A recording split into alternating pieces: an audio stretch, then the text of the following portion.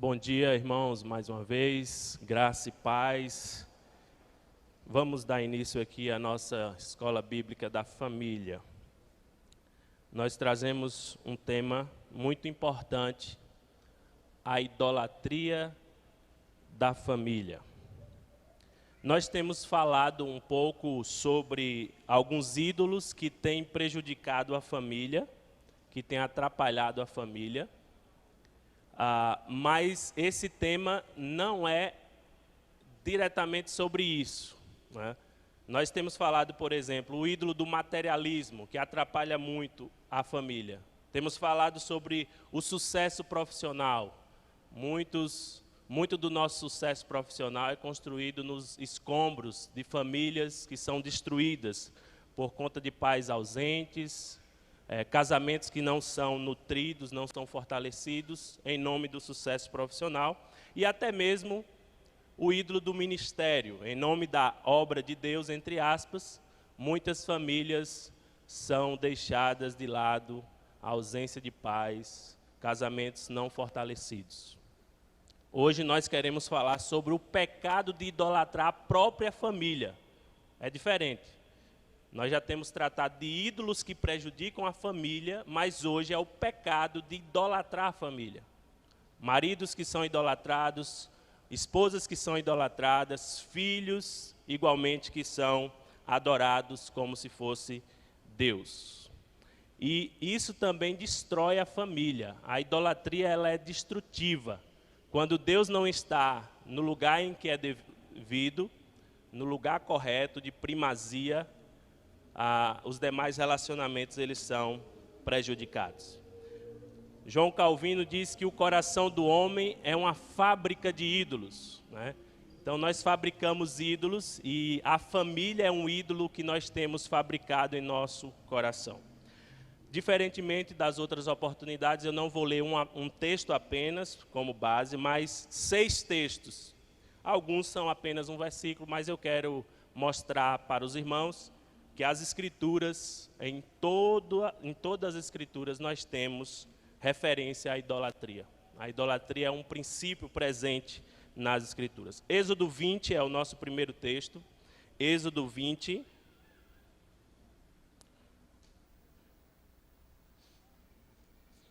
Êxodo 20, 1, 2 e 3. Quem achou, pode se colocar em pé. Nós vamos ler esse texto em pé, os demais textos os irmãos podem também se assentar para lermos. Êxodo 20 diz assim: Então falou Deus todas estas palavras: Eu sou o Senhor teu Deus, que te tirei da terra do Egito, da casa da servidão. Não terás outros deuses diante de mim. Não terás outros deuses diante de mim. Pode sentar. Esse é o primeiro mandamento. Não terás outros deuses diante de mim. Vamos abrir também Ezequiel.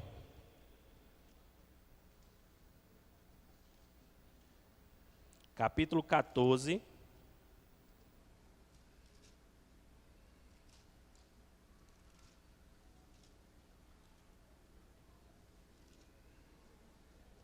Versículos de 1 a 8.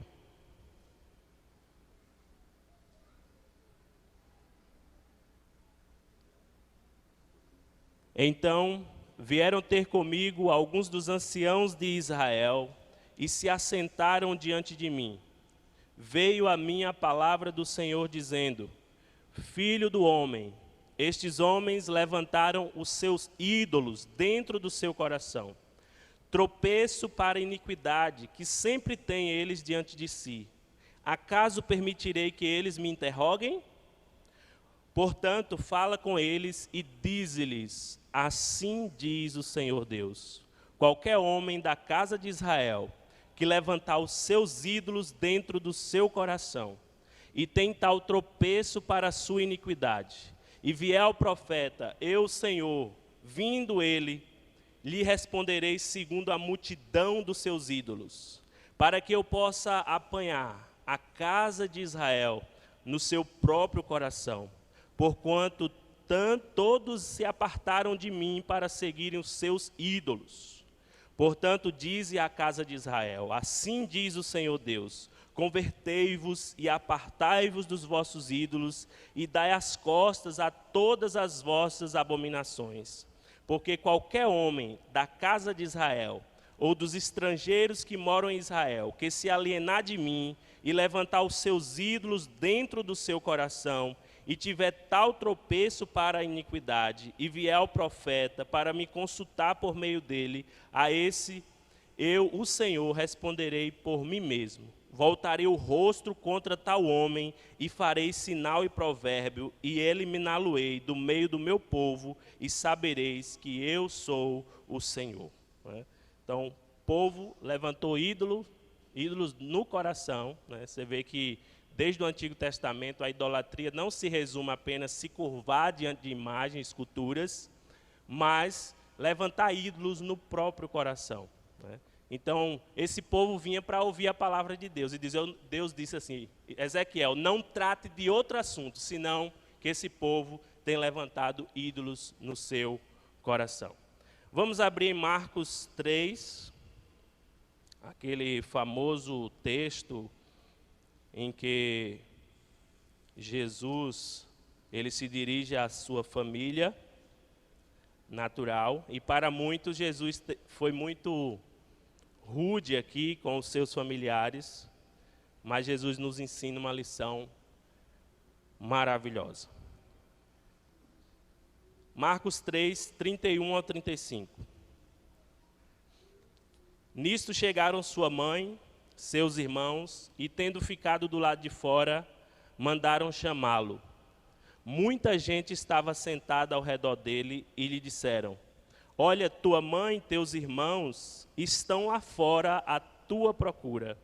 Então ele lhes respondeu, dizendo: quem é minha mãe e meus irmãos? E correndo olhar pelos que estavam assentados ao redor, disse: eis minha mãe e meus irmãos.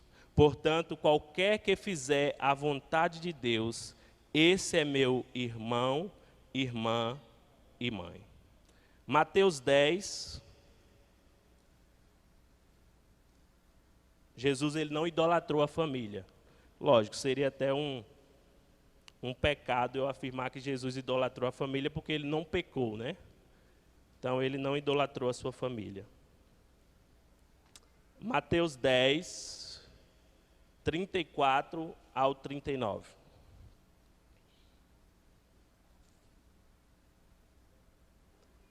Não penseis que vim trazer paz à terra.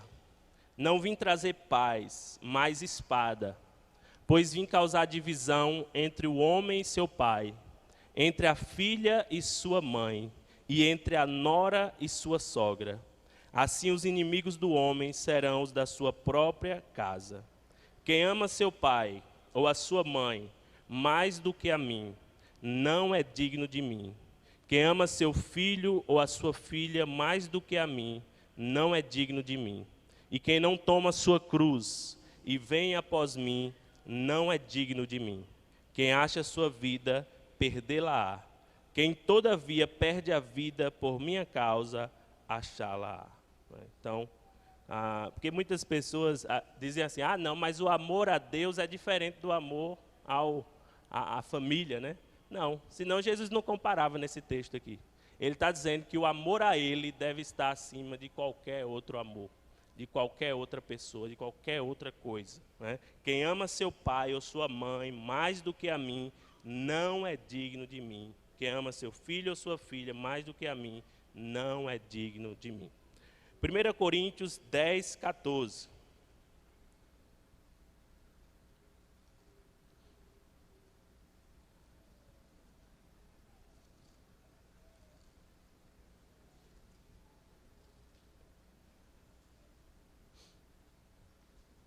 Um versículo só.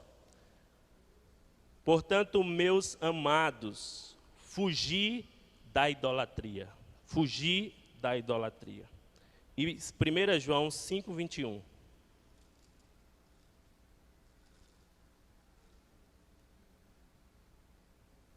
O último versículo aí de João. da epístola, da primeira epístola. Ele diz: filhinhos, guardai-vos dos ídolos. Então, faltaria tempo para a gente ler todos os versículos da Bíblia, todos os textos, as narrativas, as histórias em que Deus está dizendo: cuidado com os ídolos, guardai-vos dos ídolos, fugi da idolatria. Os objetivos do nosso estudo são esses aí: mostrar que a família, mesmo sendo uma instituição divina, pode se tornar um ídolo. Esse é o nosso objetivo aí, primeiro. Segundo, demonstrar que nosso compromisso com a família não deve vir antes do nosso compromisso com Deus. E nos textos que nós lemos, nós vemos aí esses objetivos bem claros, né? Então, o nosso objetivo é esse, é mostrar: a família é uma instituição divina, é algo bom, mas não deve tomar o lugar de Deus, né? O nosso compromisso com Deus deve estar acima de compromisso com qualquer pessoa. Nosso cônjuge, nossos filhos, nossos pais. Nosso compromisso com Deus deve estar acima disso. Aí vem uma pergunta retórica, uma pergunta para reflexão. Será que realmente corremos o risco de idolatrar a família? Será que esse tema que nós trazemos essa manhã é pertinente ou é um assunto desnecessário? Nós corremos de fato o risco de idolatrar a família, de amar mais a família do que amar a Deus? Será que isso é um risco, é um perigo? Ou aqui eu estou falando de algo que não deveria estar falando? Porém, eu quero ressaltar que a minha intenção aqui não é dizer assim: olha, você está investindo demais em sua família, pare de investir. Não. Todo investimento que a gente faz em nossa família ainda é pouco. Todo o envolvimento com o nosso cônjuge, todo o envolvimento com os nossos filhos ainda é pouco. A nossa intenção, portanto, não é dizer para você parar de investir na família. Não. Deus quer que a gente invista na família. A família é uma instituição criada por Deus. Agora, Ele não quer que nós coloquemos as nossas famílias como principal coisa das nossas vidas. Eu quero ler aqui um trecho de um artigo que traz essa pergunta. Aliás, está entre aspas, porque não são palavras minhas, são palavras do pastor Kevin DeYoung. É um artigo que ele intitula aí com essa pergunta: será que realmente corremos o risco de idolatrar a família? Eu quero ler um trecho para os irmãos. Ele diz: eu nunca iria sugerir que o real problema do mundo hoje é que os pais amam demais seus filhos, ou que as igrejas estão fazendo demais para apoiar a família. E o que realmente infecta a nossa cultura são famílias que funcionam bem demais. No mundo pecaminosamente determinado a redefinir o casamento e a minar a importância fundamental da família, os cristãos fariam bem em apoiar todos aqueles que tentam nutrir famílias saudáveis, né? Então, a nossa intenção, né, a intenção do autor, que eu tirei aqui muita coisa, não é sugerir que há muito investimento na família, no mundo. Na verdade, há muita guerra contra a família, nesse mundo caído que nós estamos vivendo. E os cristãos, eles têm um papel fundamental de levantar essa bandeira, de defender a família, ao mesmo tempo que nós devemos tomar o cuidado. Nós, do Ministério de Famílias, devemos tomar o cuidado, porque muitas vezes, na nossa ênfase de defender a família, nós corremos o perigo de idolatrá-la. E não é isso que Deus quer. Não é isso que Deus quer. O que é a família, segundo a visão bíblica, né? O que é a família? Está entre aspas, porque não são palavras minhas. Eu tirei de um simpósio de aconselhamento bíblico para as famílias, né? O primeiro simpósio online. Inclusive, eu recomendo os irmãos que no próximo simpósio, que vai ser divulgado, os irmãos atentem, porque é um conteúdo muito bom. Ele vai tratar das emoções no próximo. Falaram que em breve vai trazer esse simpósio. Então, eu aprendi muito. Mas uma palestra em especial do pastor Ives Fernandes, ele traz esse conceito e desenvolve esse conceito de família. Eu não quero desenvolver esse conceito, quero apenas citar para os irmãos. Ele diz: família é uma instituição criada por Deus e formada por um homem e uma mulher, unidos por Deus no ato da aliança e geralmente abençoada com uma geração de filhos. Nem sempre Deus nos dá filhos. Existente para manifestar a glória de Deus. A família é uma obra da soberana vontade de Deus, criada por Deus. Então, tudo que Deus criou é bom. Quando Ele termina a sua criação, que forma ali a primeira família, e família é homem e mulher unidos na aliança do casamento, antes dos filhos já é família, né? Nós devemos ter esse cuidado, é família. Porque muitas vezes a gente tem essa idolatria dos filhos, quando Deus não quer dar a alguém, nós pensamos que aquela família é incompleta. Não, família é a união de um homem e uma mulher, geralmente com filhos, geralmente, mas existe aí, nós vamos ver um caso que Deus privou até certo tempo um casal de não ter filhos. Então família é boa, família é necessária, família está dentro do plano de Deus, mas não deve ter a primazia. Não deve ser um fim em si mesmo, né? E às vezes algumas expressões pode ser a força da expressão, né? O carinho que quer demonstrar, mas aí tem gente que diz, minha família é tudo, né? Meu filho, minha vida, meu esposo, a razão do meu viver. Eu não estou julgando a intenção da pessoa em demonstrar o carinho, nós precisamos demonstrar o carinho. Mas será que realmente essa expressão não revela a realidade do coração, né? Então, nós temos que tomar esse cuidado. Mas o que é um ídolo? Vamos abrir em Romanos 1, 25.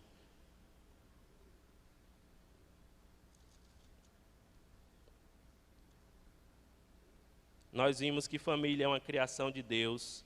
O objetivo da família é glorificar a Deus, né? Você vê que a nossa felicidade, o nosso bem-estar é secundário no plano de Deus para a família, mas é para transmitir a glória de Deus como objetivo primário da família. Romanos 1, 25. Pois eles mudaram a verdade de Deus em mentira, adorando e servindo a criatura em lugar do Criador, o qual é bendito eternamente. Amém. A idolatria começa assim. Primeiro, a verdade de Deus é deturpada. A verdade de Deus, ela é transformada em mentira. E depois nós adoramos o ídolo e nós servimos o ídolo. É a progressão do ídolo, né? Primeiro, eu distorço a visão bíblica do que é família. Depois eu adoro a família e depois eu vivo em função da família. Eu sirvo, porque os ídolos, eles sempre exigirão adoração e serviço, sacrifício. E nós precisamos tomar cuidado. O ídolo é algo que pensamos, que precisamos para sermos felizes, realizados e seguros. Em outras palavras, é algo que amamos, tememos ou no qual confiamos, né? Então, tudo aquilo que ocupa o nosso coração, o lugar que pertence a Deus. A idolatria é quando nós buscamos da criatura aquilo que nós só encontramos em Cristo. Nós buscamos a aprovação, amor, confiança, né? Por isso que a fé, ela é sutilmente minada quando nós nutrimos ídolos e não lutamos contra esse pecado em nosso coração. A fé, a confiança em Deus, o amor a Deus é minado. Então, um teste para você identificar o ídolo no seu coração é você fazer essas perguntas. Existe algo ou alguém que eu amo, que eu temo e que eu confio mais do que a Deus? É um teste que a gente precisa fazer de vez em quando. Será que eu amo minha família mais do que a Deus? Será que eu confio na minha família mais do que eu confio em Deus? Será que eu temo perder alguma coisa ou perder alguma reputação da minha própria família na sociedade mais do que a Deus? Idolatria é o pecado por trás de todos os pecados. Idolatria é a mãe de todos os pecados, porque não tem como você quebrar os outros mandamentos de Deus, os outros 9, sem você quebrar o primeiro. primeiro você quebra o primeiro mandamento e depois os outros são quebrados, né? Porque se nós não amamos a Deus como deveríamos amar, nós também não cumpriremos a lei do Senhor. Então, todo pecador é um idólatra. Então, se você, no momento de confissão, você diz para Deus, Senhor, eu sou um pecador. Então, você está dizendo para Deus, eu sou um idólatra. Porque por trás de todo pecado está a idolatria. O pecado é tudo aquilo que a gente faz quando nós não estamos satisfeitos em Deus. E aí nós pecamos. Nós estamos dizendo, Senhor, o Senhor não é suficiente para mim. Eu preciso de algo mais.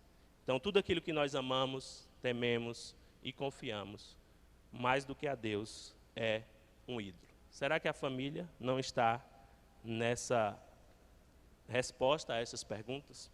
Tem uma citação do Tim Keller, inclusive eu quero recomendar esse livro, Deuses Falsos. Se você quer ver quantos ídolos você tem, o Timothy Keller, ele é cirúrgico no negócio. Você vai saber realmente, à luz das Escrituras, porque o que ele expõe é as Escrituras. Não estou aqui dizendo, o livro é mais importante. Não.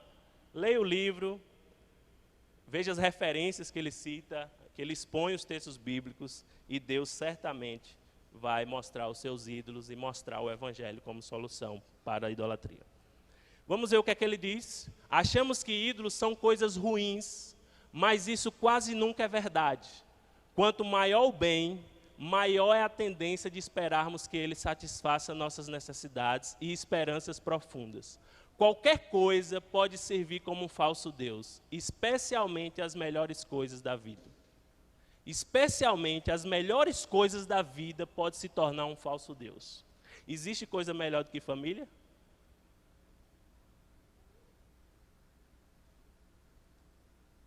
Então, nós precisamos perceber que esse estudo é pertinente para todos nós. Adorar os dons no lugar do próprio doador, né? Isso é uma definição de idolatria. Nós adoramos os dons de Deus, a criação de Deus, em lugar do Criador. Vamos abrir aí em Deuteronômio 6, escola bíblica, temos que ler Bíblia, né? Refletir em tudo que nós temos lido na Bíblia, pedir a Deus em oração, Senhor, fale ao meu coração, me ajuda a identificar os meus ídolos.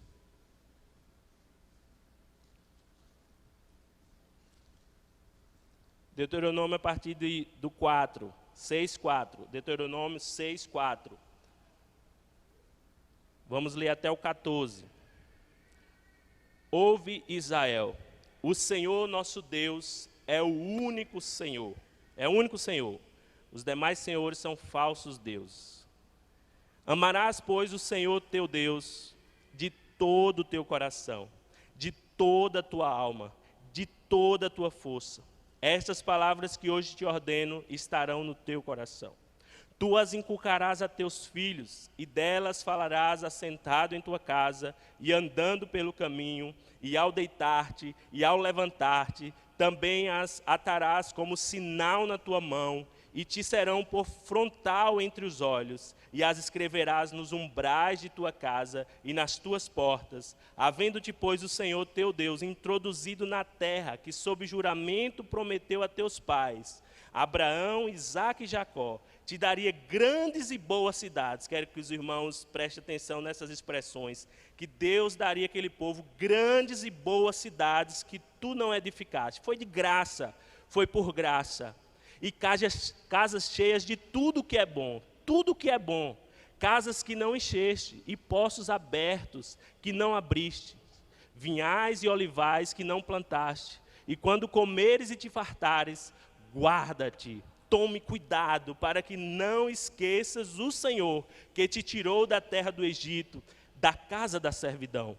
O Senhor teu Deus temerás, a Ele servirás, e pelo seu nome jurarás.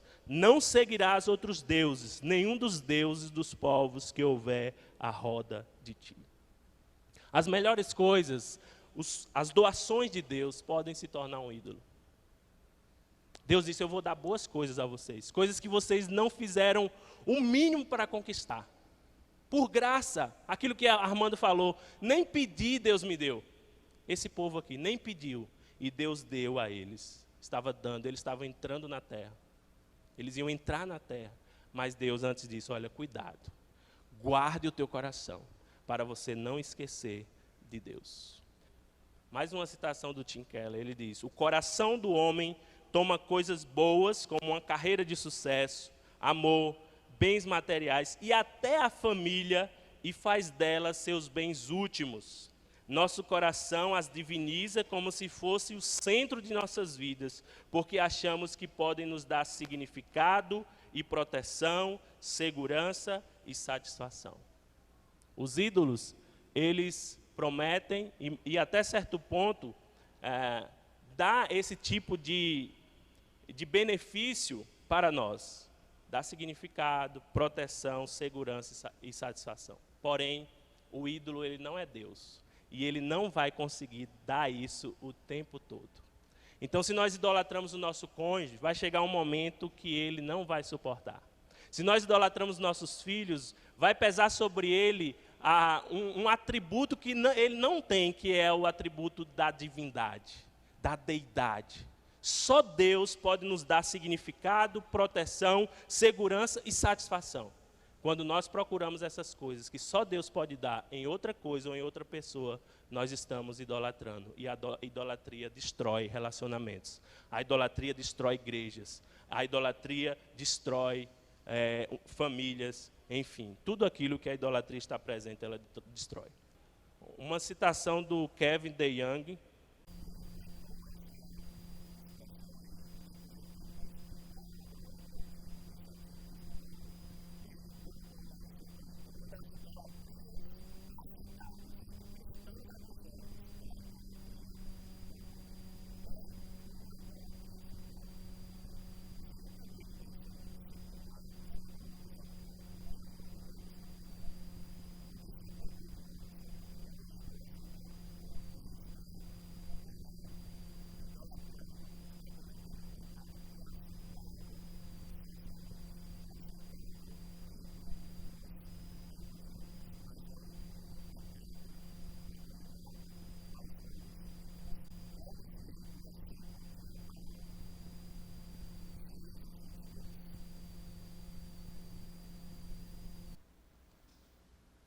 Gênesis 22,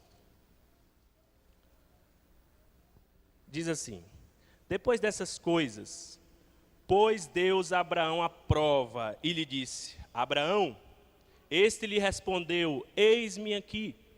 Acrescentou Deus: toma teu filho, teu único filho, Isaque, a quem amas, e vai-te à terra de Moriá, oferece-o ali em holocausto sobre um dos montes que eu te mostrarei. Gostaria que os irmãos prestassem atenção nos detalhes da narrativa. Deus diz: toma teu filho, teu único filho, Isaque, a quem amas. Versículo 3: levantou-se, pois, Abraão de madrugada e, tendo preparado seu jumento, tomou consigo 2 dos seus servos e a Isaque, seu filho, rachou lenha para o holocausto e foi para o lugar que Deus lhe havia indicado. Ao terceiro dia, erguendo Abraão os olhos, viu o lugar de longe. Então disse a seus servos: esperai aqui com o jumento, e eu e o rapaz iremos até lá, e havendo adorado, voltaremos para junto de vós. Olha outro detalhe interessante. Voltaremos para junto de vós. Tomou Abraão a lenha do holocausto e a colocou sobre Isaque, seu filho. Carregou a lenha, né? A madeira. Ele, porém, levava nas mãos o fogo e o cutelo. Assim caminhavam ambos juntos, subindo a montanha. Quando Isaque disse a Abraão, seu pai: meu pai. Respondeu Abraão: eis-me aqui, meu filho. Perguntou-lhe Isaque: eis o fogo e a lenha, mas onde está o cordeiro para o holocausto? Respondeu Abraão: Deus proverá para si, meu filho, o cordeiro para o holocausto. E seguiam ambos juntos. Chegaram ao lugar que Deus lhe havia designado. Ali edificou Abraão um altar. Sobre ele dispôs a lenha, amarrou Isaque, seu filho, e o deitou no altar em cima da lenha. E estendendo a mão, tomou o cutelo para imolar o filho. Mas do céu lhe bradou o anjo do Senhor: Abraão, Abraão. Ele lhe respondeu: Eis-me aqui. Então lhe disse: Não estendas a mão sobre o rapaz, e nada lhe faças, pois agora sei que temes a Deus. Agora eu sei que temes a Deus, porquanto não me negaste o filho, o teu único filho. Tendo Abraão erguido os olhos, viu atrás de si um carneiro preso pelos chifres, entre os arbustos. Tomou Abraão o carneiro e ofereceu em holocausto em lugar do seu filho. E pôs Abraão por nome àquele lugar: O Senhor proverá. Daí dizer-se até o dia de hoje: No monte do Senhor se proverá. Vamos considerar algumas lições do texto. O contexto mostra que Abraão, ele recebeu um primeiro chamado de Deus, lá em Gênesis 12. Que ali já foi um golpe nos ídolos de Abraão. Porque o que é que Deus diz? Abraão, saia da tua terra, da tua parentela, da casa do teu pai, e vai para uma terra que eu te mostrarei. Irmãos, a nossa terra, os nossos parentes, o nosso meio, o nosso lugar, isso quer dizer segurança, conforto, né? E a gente não gosta de mexer nessas coisas. E Deus faz exatamente isso com Abraão, porque Deus, ele estava agindo na vida de Abraão, como também age em nossas vidas. Saia da tua terra, saia da tua parentela, saia da casa do teu pai e vai para uma terra que eu te mostrarei. Abraão foi, pela fé, como diz o autor aos Hebreus, sem saber para onde ia. E foi-lhe requisitado que ele desistisse, por amor a Deus, de tudo aquilo que representava para Abraão esperança, conforto, segurança. Tudo aquilo que o homem deseja nesse mundo é viver com os seus, desfrutando daquilo que Deus dá. Mas Deus diz: saia da tua terra. E Deus dá uma promessa. Deus promete a Abraão um filho, e através dessa descendência, todas as famílias da terra seriam abençoadas. Porque muitas vezes, irmãos, nós precisamos, para um bem maior, nós precisamos muitas vezes sair da nossa zona de conforto. Deus prometeu a Abraão um filho.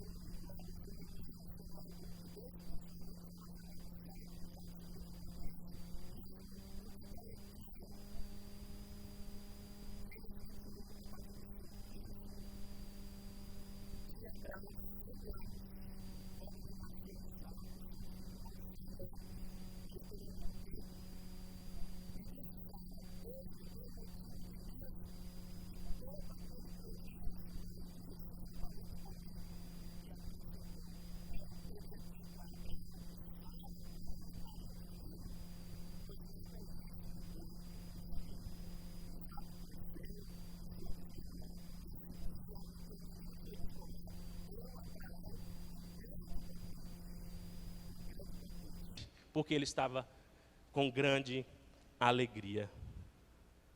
Meus irmãos, eles estavam radiantes. Eles estavam: olha, consegui. Deus me abençoou com aquilo que eu precisava. Os irmãos sabem a importância naquela cultura de um filho, e sabem a importância de um primogênito naquele contexto. Eles estavam realmente fascinados com isso. Até porque a promessa havia demorado e eles estavam inquietos. Veja aí, 17.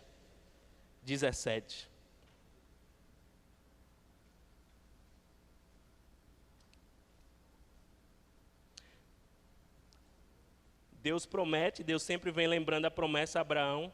E aí no versículo 17 diz: então se prostrou Abraão, rosto em terra, e se riu, e disse consigo: a um homem de 100 anos há de nascer um filho? Dará à luz Sara com seus 90 anos? Houve momentos de tensão, houve momentos de dúvidas, apesar de ser conhecido como homem da fé. Veja capítulo 18, a partir do versículo 10 diz... Vou ler o 9 também. Então lhe perguntaram: Sara, tua mulher, onde está? Ele respondeu: está aí na tenda. Disse um deles: certamente voltarei a ti daqui a 1 ano, e Sara, tua mulher, dará à luz um filho. Sara o estava escutando à porta da tenda atrás dele. Abraão e Sara eram já velhos, avançados em idade, e a Sara já lhe havia cessado o costume das mulheres. Todas as possibilidades humanas, não havia possibilidade dela ter filho, irmãos, humanamente falando. Versículo 12: riu-se, pois, Sara do seu íntimo, no seu íntimo. Ninguém viu ela rindo, mas Deus viu, dizendo consigo mesma: depois de velha, e velho também o meu Senhor, terei ainda prazer? Disse o Senhor a Abraão: porque se riu Sara, dizendo: será verdade que darei ainda luz sendo velha? Acaso para o Senhor a coisa demasiadamente difícil? Daqui a 1 ano, nesse mesmo tempo, voltarei a ti e Sara terá um filho. Então Sara, receosa, o negou, dizendo: não me ri. Ele, porém, disse: não é assim, é certo que riste. Irmãos, depois de tudo isso, depois de toda essa tensão, de todas essas dúvidas, depois de tantas escolhas erradas que eles tomaram também, Deus cumpriu a sua promessa.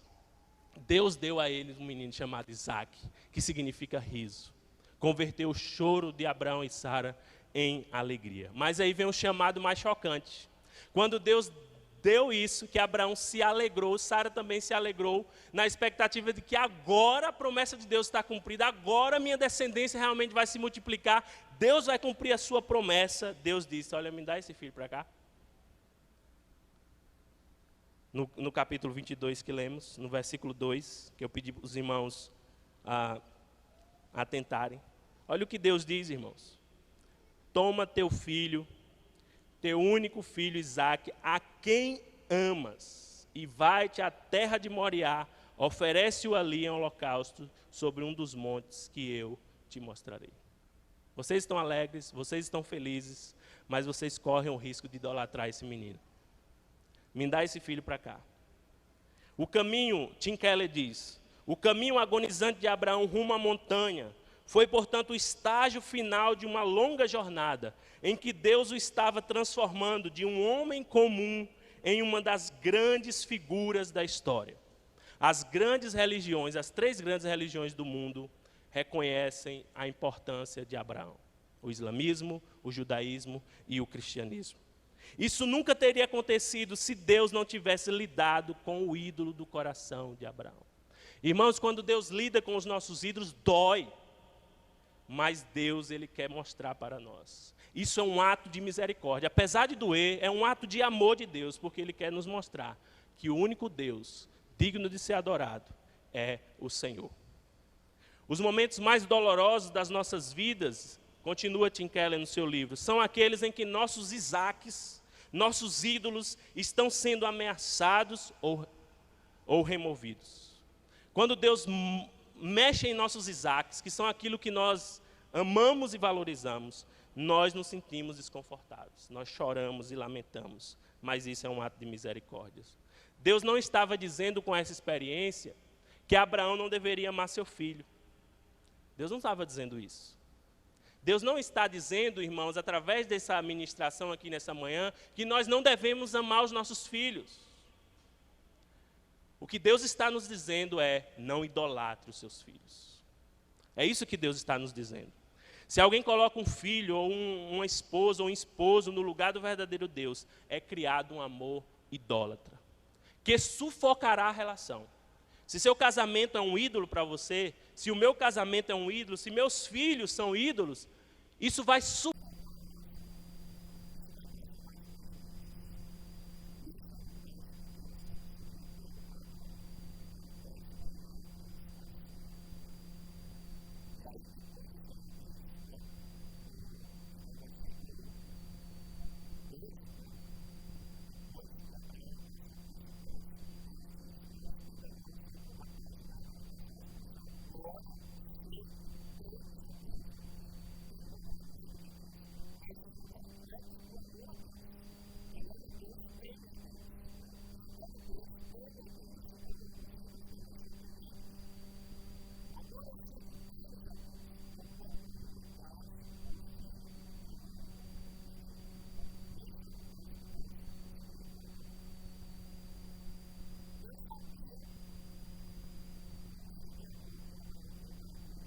Deus sabia os ídolos do coração de Abraão. Não era para Deus saber.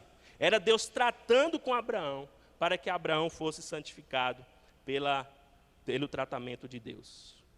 Certamente, se Deus não estivesse intervindo em Abraão, ele teria chegado a amar seu filho mais do que todas as coisas. Isso seria idolatria. E toda idolatria é destrutiva, nas palavras do Timothy Keller.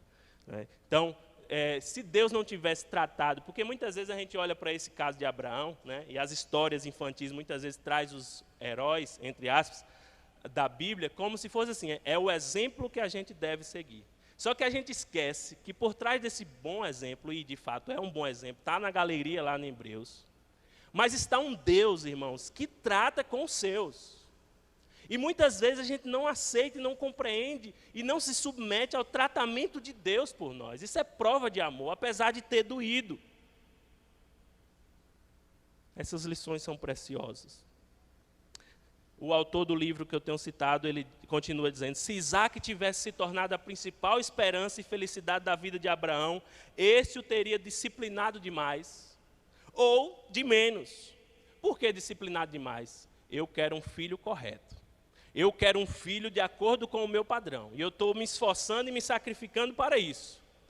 E às vezes a disciplina severa e descontrolada de um pai revela um ídolo do seu coração. Que é o ídolo do controle, que é o ídolo da reputação, muitas vezes, que não quer ser vista. A sua família não quer ser vista como a família que tem um filho rebelde. Então a disciplina é aplicada de forma exagerada. Ou pode ser que a disciplina de menos revele um ídolo, o ídolo do próprio filho, de não... Tem mães que falam assim, ou pais, né? Eu não aguento ver meu filho chorando. E nós precisamos aprender que nós precisamos ver filhos chorando, irmãos. Pais que nunca fazem seus filhos chorar. Nós já ouvimos várias vezes isso aqui. Pode ser que depois eles mesmos vão chorar. Os pais vão chorar por não ter feito os filhos chorar. Eu não estou falando de disciplina exacerbada. Eu estou falando da disciplina bíblica, amorosa, mas que também não evita o choro e o sofrimento dos filhos. Pense em todas as decepções e problemas que você passa. Olhe para eles mais de perto e você perceberá que o mais agonizante de tudo que você tem sofrido tem a ver com os seus Isaques, entre aspas.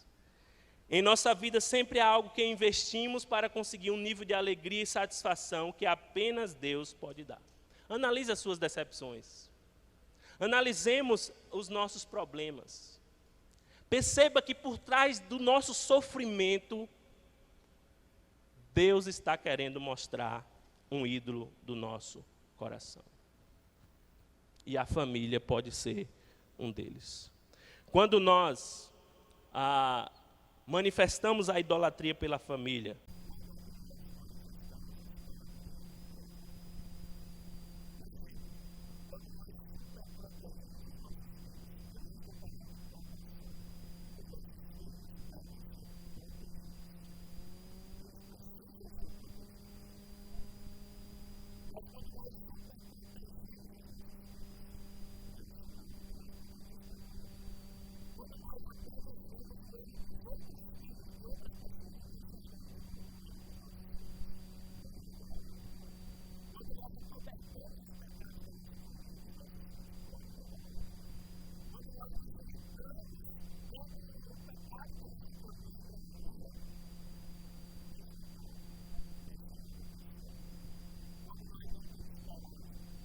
ou preferimos não confrontar um membro da família, pode revelar uma idolatria.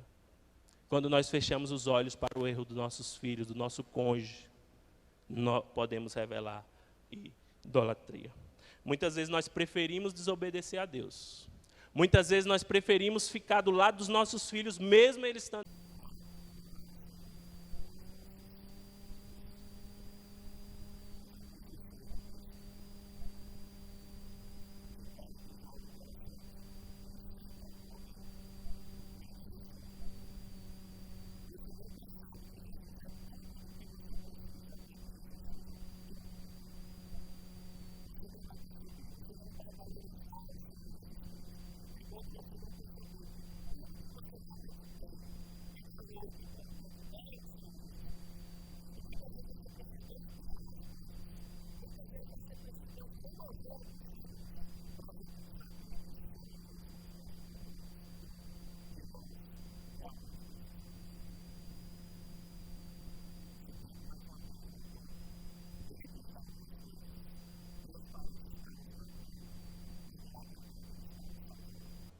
Aqui ele estava transformando Abraão em um grande homem, mas olhando de fora parecia que Deus estava sendo cruel. Sinceramente, irmãos, falando, lendo esse texto, assim, rapidamente, você olha assim, meu Deus, que Deus cruel. Mas quando você vai realmente a fundo e vê, interpreta as Escrituras, e se quebranta na presença de Deus, você vai ver que Deus era misericordioso com Abraão. A Bíblia está repleta de histórias de figuras como José, Moisés e Davi, em que Deus parecia tê-los abandonado, mas mais tarde revelou estar lidando com os ídolos destrutivos da vida deles. Então, muitas vezes, irmãos, a gente olha para José e diz, oh, coitado, né? Foi vendido pelos irmãos, tal. Nós já estudamos esse texto lá, Gênesis. E nós vimos ali que José também tinha ídolos no seu coração. Ele ganhou a capa do seu pai e ele fazia questão de mostrar para os irmãos. Ele fazia questão de mostrar que recebeu sonhos e tal. E Deus foi transformando, trabalhando, até que chegamos lá no capítulo 50 e Deus realmente faz um homem maduro, um homem preparado para toda boa obra. Deus não pode ser o segundo, irmãos. Ou Deus é o primeiro, ou Ele não é nada em nossas vidas.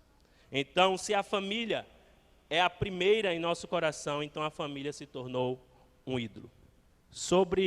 Diretamente aqui sobre casamento, né? Tem um poema do John Piper, que ele diz que é um sermão-poema, né?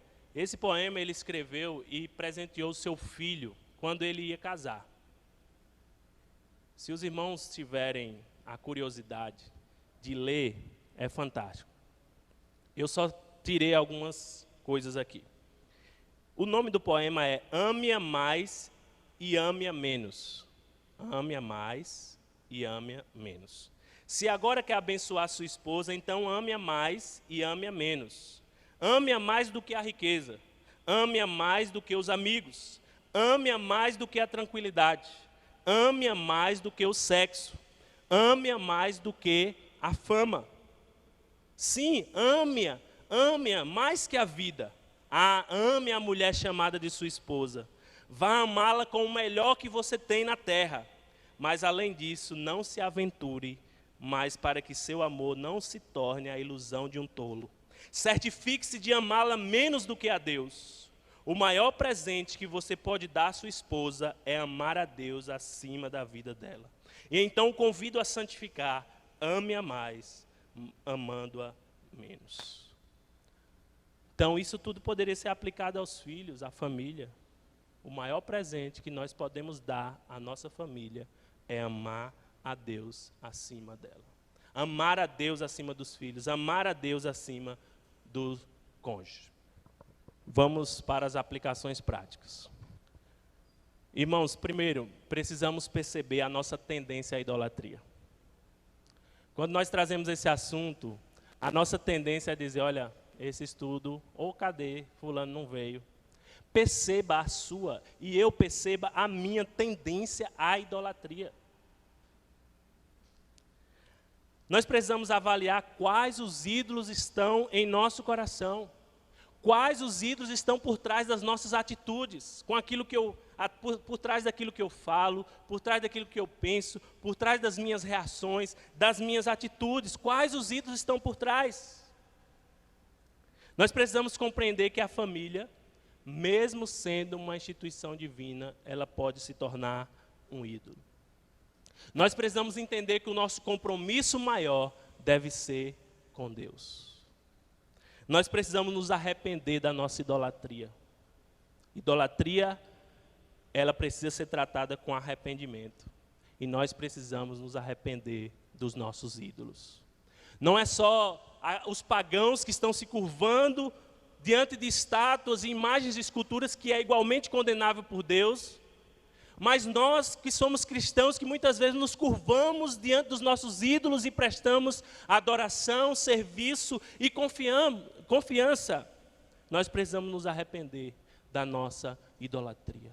Da idolatria muitas vezes que nós não identificamos, da idolatria muitas vezes que está tão camuflada em nossa vida. Nós precisamos crer nas promessas do Evangelho. Não há uma maneira, não queira assim, eu vou seguir o exemplo de Abraão, eu também tenho condições. Não tem. Nós não temos condições nem ao mesmo de enxergar os nossos ídolos. Por isso que às vezes é necessário Deus realmente nos machucar, para que a gente veja a fragilidade das nossas vidas. Esse famoso incidente de Abraão, meus irmãos, aponta para uma coisa que Abraão não viu claramente ali. Aponta para um ato mais glorioso, que vai acontecer muitos anos mais tarde da vida de Abraão. Muitos anos depois que Abraão já tinha morrido, outro pai subiu ao monte. Não aquele monte, mas ao monte do Calvário. E Deus Pai abandonou o seu filho ali, na cruz. Ele carregou o madeiro, a semelhança daquele menino que carregava lenha. E Jesus na cruz, ele diz: Deus meu, por que me desamparaste? Não houve nenhuma intervenção do céu, nenhuma voz dizendo: pare, eu provi um cordeiro, porque ele era o cordeiro de Deus que tira o pecado do mundo. E Pedro, compreendendo isso, na sua primeira carta, capítulo 3, versículo 18, ele diz: porque também Cristo morreu uma única vez pelos pecados, o justo pelos injustos, para vos conduzir a Deus.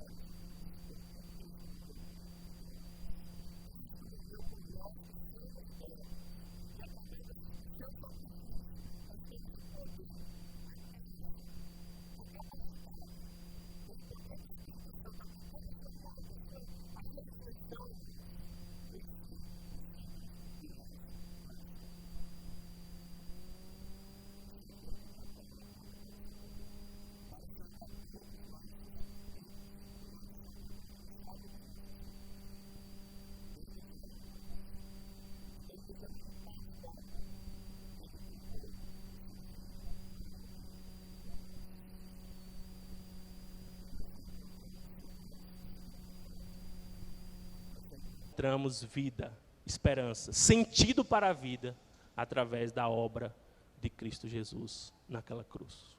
Que Deus nos converta da nossa idolatria e nos faça crer nas promessas do Evangelho.